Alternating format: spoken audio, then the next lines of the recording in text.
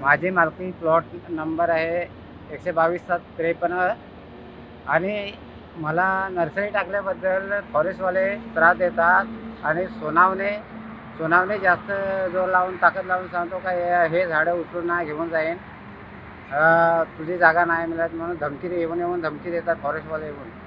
मग मला आत्महत्या करायचं आणि त्याच्यावर जो विकास पाटील आहे माझ्या मागे, विकास हरिश्चंद्र पाटील हा व्यक्ती माझ्या प्लॉटच्या खाली आहे. तो सांगतो का त्याची जागा नाही आहे. सोनावणेला सांगून सोनावणे मला येऊन धमकी देतो का ही जागा तुझी नाही. ह्याच्याबद्दल मग मला शेवटचा पर्याय होता आत्महत्या करून टाकणार मी.